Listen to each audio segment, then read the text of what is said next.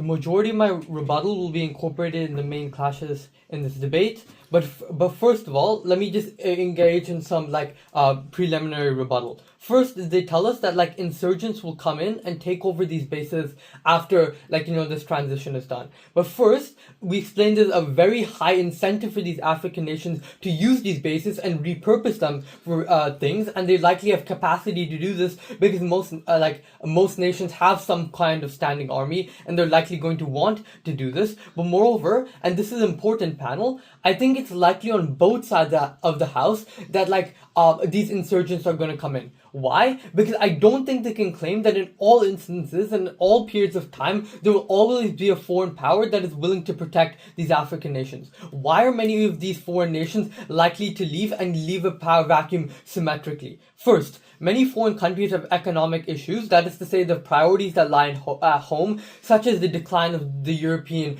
purchasing power, such as things like the US inflation. But second, they're involved in many other conflicts. Europe with Ukraine, US with Iran, there's a trade-off of resources, which means Africa necessarily loses out. But third, there's a neo-colonial mindset, which means these African nations may kick out these foreign nations. Look at France in West Africa. But fourth, there's less political incentive to engage in foreign wars. Trump is not likely to be endorsed and those kinds of things. But fifth, there's a general trend to not have boots on the ground, not right now, and there's a rise in things such as unmanned drones. This goes to show that even in their best case, where African nations are seen as the savior, we challenge this for many reasons, and we would say when there is a significant rebel insurgency uprising, these foreign nations are unlikely to help, and therefore we would say that at least on our side, we are aware of the challenges that may occur, and maybe we may face some struggles in this 3-year transition period, but at least after that, we believe that we will be able to defend ourselves and not depend on these foreign nations. They tell us then that there's an incentive to fund national bases on either side, but it's just that Africa doesn't have money. Panel, we believe this is incredibly false. First of all, America is unlikely to help and foreign nations are unlikely to help when they already have their foreign military base there because it serves their own interests. We say that they're far likely going to do so when they need to cooperate with Africa in order to have some kind of presence there. But moreover, we say that these military bases lay in strategic areas, such as look at the Horn of Africa near the Strait of Hormuz. There are only so many places where you can place those bases. Africa is unable to place it there because Europe Europe, US, and China, and Japan all have bases right there. But moreover, we say that there isn't a strong incentive for Africa to have these nations, and they do have capacity to do so. Why is this true? First of all, dependency is structurally self-perpetuating. That is to say, a foreign military contractor, government, or private actor providing security services to an African state has no financial or strategic incentive to make itself redundant. The US military presence in Africa has grown continuously since its establishment. They've increased their bases, their personnel, and their operations. Meanwhile, African military capacity has not grown proportionally. We say that if bases were genuinely building towards their own obsolescence, you would expect the opposite pattern. But second, the historical record shows no convergence. That is to say, if bases built genuine military capacity, 50 years of base presence across Africa should have shown a clear trajectory. African military is becoming progressively more capable. We say this isn't true. The countries with the longest and deepest foreign military relationships, such as Mali, such as DRC, such as Somalia, are among the least capable national militaries on the continent. And we have seen this in 2013 when their own military collapsed against a jihadist advance and they needed emergency French intervention to survive in Mali. We see that means that they're incredibly dependent on these foreign nations. That is something we cannot stand for. But lastly, we would say that training of Africa's militaries without institutional development is worthless. So the problem with military effectiveness is not primarily about individual soldier training, but it depends on logistic systems, intelligence, architecture, and things that are necessary but cannot happen when you have these military bases on their side of the house. Okay, but moving on, they then say that they don't understand why, they first say that they don't understand why military bases are a unique infringement on autonomy. Let me explain this clearly to you, panel. First, every foreign base comes with an agreement that carves out a specific legal exception to the host nation's jurisdiction. That is to say, when Marcus explained to you that foreign soldiers commit crimes including rape, assault, and manslaughter, all of which have occurred at US and French bases across Africa, are tried in their home country's courts, if at all. The host government cannot prosecute, and this is not a minor bureaucratic detail. It means the literal physical presence of a foreign power is legally unaccountable to the nation that is hosting it. Not right now. But second, foreign policy capture. A country hosting a US base does not vote freely at the UN Security Council. A country hosting a French base does not pursue independent monetary policy without consequences. Look how many African nations abstained rather than voting on the Ukraine-Russia resolution, in part because they were navigating competing pressures from base that are hosting powers. We say that the foreign policy space is actively compressed by the presence of these military infrastructures. But lastly then, I just want to talk about the political and wealth extraction that occurs because of these bases. The Wagner model is extremely visible in these states. The Wagner Group's operations across Mali and Sudan and Libya make this mechanism extremely clear. The Wagner deploys security assistance, but in exchange they receive things like mining concessions, things like gold in the CAR and Sudan, oil in Libya. The security is real but partial because the Wagner protects the regime and mines, but not the civilian population. They extract these natural resources at a far lower price, essentially depleting Africa of its wealth. We say that this is incredibly harmful. Before moving on to the principle and independent pact of victory, I'll take a point. Have these military bases on your side, it is still unlikely that you are able to use them effectively. You do not have technology, you have corrupt soldiers who are unable to be effective. Okay, look, I don't get this point on why soldiers are likely to be corrupt, but even if they are, we'll say that they're more likely going to serve the interests of their leader. That is to say, I may be an autocratic leader, but at least my soldiers are more likely going to serve to me. On your comparative, you have soldiers who are only bound to a foreign nation's government. You need to be comparative in this scenario. But lastly, on our independent pact of victory on the principle. This is incredibly important, panel. There are no African military bases on European, American, or Chinese soil. This asymmetry is not incidental. What does this reveal? It exploits the underlying relationship, which is not equal. That is to say, foreign military bases in Africa are not a neutral security agreement. They're a continuation of a structural relationship in which Africa is necessarily exploited. Why is this incredibly bad? Because we explained to you on why the restrictions on autonomy are through this excessive dependence. The fact that this highly strategic land are given up to the very oppressors that was used to buy people from these countries not too long ago. We say that only in the long term we're able to access true independence and therefore break from this neo-colonialism. Never been prouder to be on Team Denmark. We think on side proposition that it's abhorrent that every time side opposition claims that these countries are not going to be able to defend themselves in the long term and that you need external support, we think every time panel you just give a second of thought to opposition's claims, we think that is adding a bullet to the arsenal of these colonialists. Because very simply, we're going to show you, first I want to engage on the principle of autonomy and explain to you why it in fact was incredibly important and unstrategic for them to just not respond to it very well. And then I'm going to be explaining to you as to why they don't actually solve the problem of violence in this country.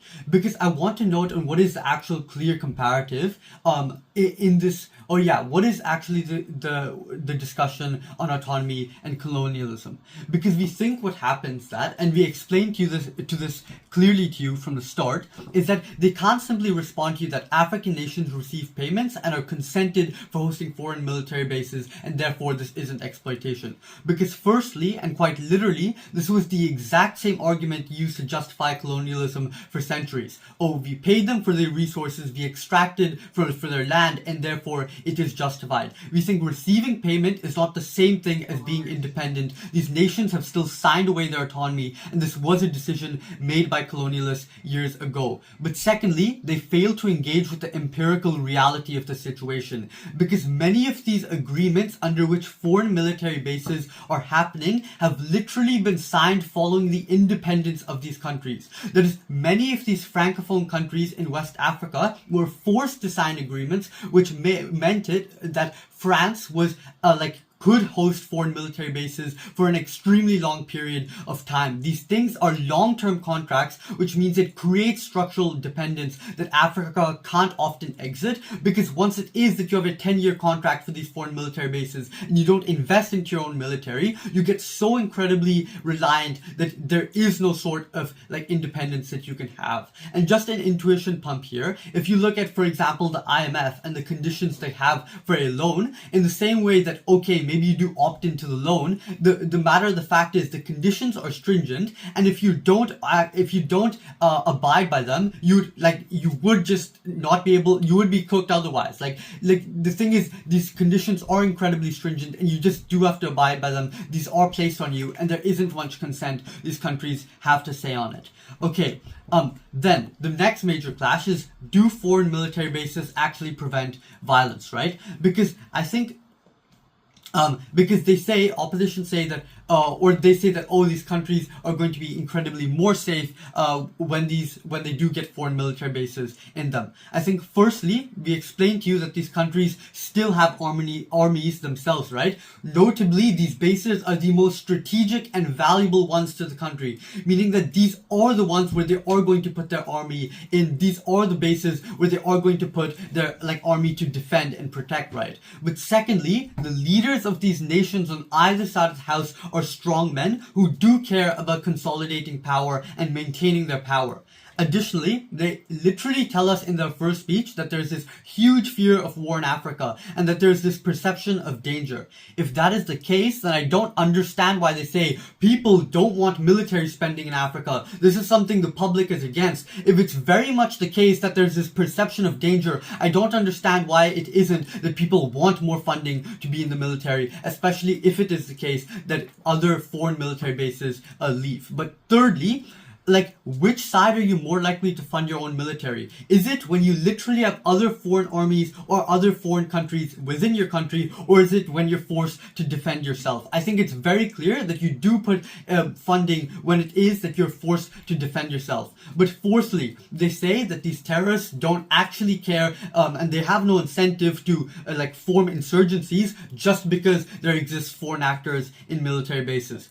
I think this is quite nonsensical, because notice how Boko Haram, their name literally translates to the West is forbidden and shall not ever be sided with. Notice how Al-Shabaab, a terrorist organization in Somalia, literally exists right next to these bases. These are the people that they see every day today. In Djibouti, they see China and US and Russia and all of these bases on their everyday today. This is the exact reason why you're going to radicalize and why it's going to be far worse. Before I move on, I'll take a point.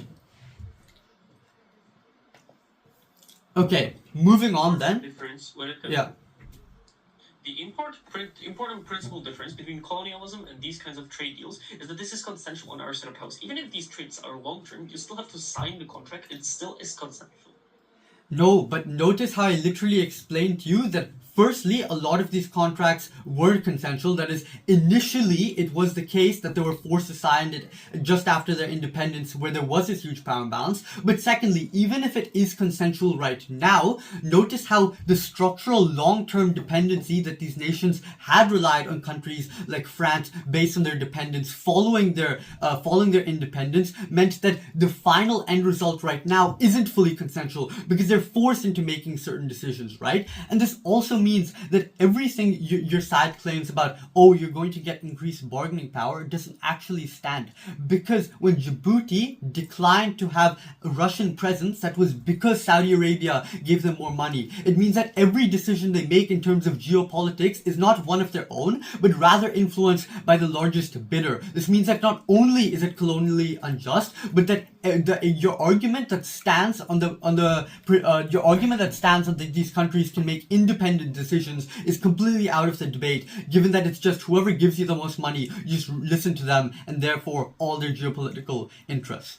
Okay, next I want to notice that we gave you significant reasons as to why there's going to be a power vacuum when these countries leave. Because notice, the comparative is not one where these countries can't defend themselves at all. Because I want to weigh on their very best case. In their very best case, say that the US and Russia and all these countries leave, and maybe the country is a little less stable for say 3 years or so. We think maybe there might be a small rise in violence, or maybe these sorts of things happen. But if you think in the long term, there's a huge uncertainty, not only that the US and these countries might leave, but more rather that they won't defend these countries when conflict does arise. That is, maybe I'll stay in my base and just hunker down, given my interests only lie with these strategic trade routes that happen via the Strait of Hormuz. But if it is the case that in the other side of the country there does exist insurgencies, maybe I just won't go there and won't defend it, because all their mechanisms they give is only corporate interests, or like when you sail your boat throughout the shore. But if it is the case that people on the ground and people in villages are being harmed, they don't give you any incentives as to why these countries actually do care about them.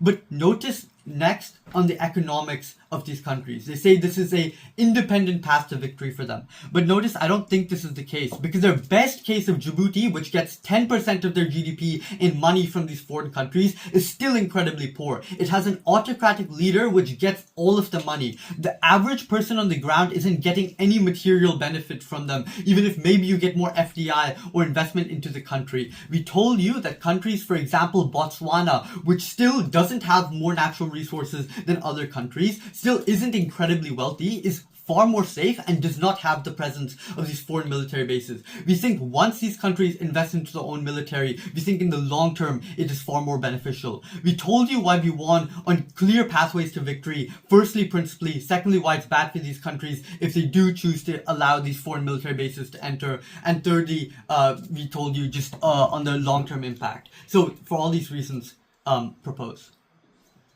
On proposition, we're willing to bite the hand that feeds us empty lies, just enough to keep us hungry, but not enough to actually fend for ourselves for eternity. We explained from first that consent within the context of power dynamics and coercion is but a poof of smoke. Sure, African nations may put pen on paper, but when the US withholds aid, when France devalues the CFA franc, and when China uses debt diplomacy, bases are the very military expression of the same structural dependency. When you control the most strategic lands that no amount of money could ever equate to, that is when Africa is forever dependent on opposition's lies.